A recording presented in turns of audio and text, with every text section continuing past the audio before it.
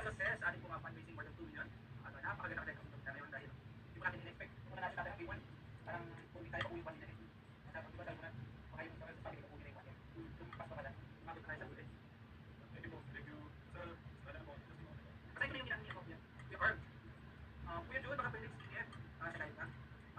Based on the comments I've read sa video. So, ito sabi nga. Number 1, pinakamura ng price yung nabili natin is carbon price. Most of the stores in carbon price nagkausan for mahaba ang pila because of the increase ng demand. Number 2, based po sa canvas na nagawa ko, nakulang seat na ang hindi masyadong tumaas ang price kasi hindi masyadong affected na. Yun.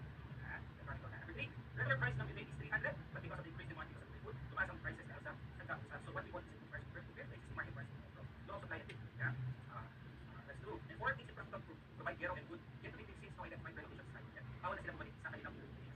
Teka nga, it's from our Kuya sabi niya mag-check tayo ng hindi niyo kung kasarap na kain niyo. Kaya ko po sa kanila mag-dealer dito kaso kaya natin punta sa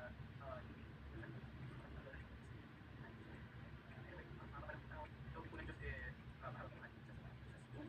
Sino dito ang nag-enjoy? Hindi naman. Nag-enjoy dahil nagagawa natin sa Bicol. Sino dito yung napapamahal sa Cebu? Mukhang ano? Kung pupuntahin na lang natin hindi mga asawa natin. And kasi sa Laguna, kasi kami kasama ko taga-ayan. Pero hindi pa po siya nakaibot dito sa Cebu City. Sabi niya, ano pa daw siya kasi tayo nakikipay. Tingnan natin ito ka-apos ko.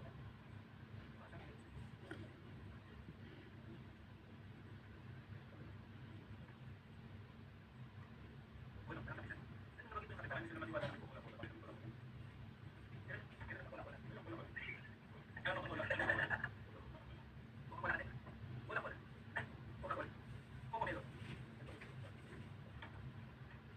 Since they want to come to our early as doon, ay nandun ako ang liver natin. Thank you, Mahoy.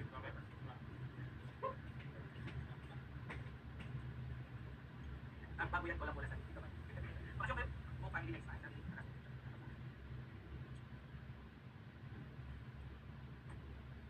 sabi ni Jun Aleto yung nagka-sa atin na hindi ko sure nakakita ko sa inyo. Basta tayo ng comment sa Telegram while ako pakain sa mga natin. Then thank you po sa lahat ng Telegram having here what other Jun. We always see sa kami of this watch from the first day.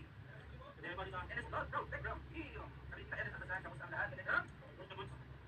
Sabi pwede makita na si Tita Juliet Castillo. Yan, Tita Juliet Castillo. Tayo po ay mag-direct ng Tita Juliet at sa lahat po ng mga taga-Cebu na gusto mong tumulong po sa atin na magpapakalaga sa sabihin ko ng address kung saan po kayo pwede pumunta at mag-meet up tayo ng Telegram. This is once in a lifetime. Yeah, sana once in a lifetime na lang to. Sana huwag na pong paulit. Sana mag-meet tayo ng masaya naman. Ang walang ganito problem. But pwede pong chance na makatulong once in a lifetime. At Telegram sa mga kami. Kung sino man po yung medyo okay, available po kayo tomorrow para kung pinipang at ayusin ang ating mga items. Kaya pumunta po kayo. Ito po yung address. Telegram ha, sa mga taga Cebu. Type niyo po sa inyong Google Map. Ito po yung location. Unang na doon sila. Unang tingala.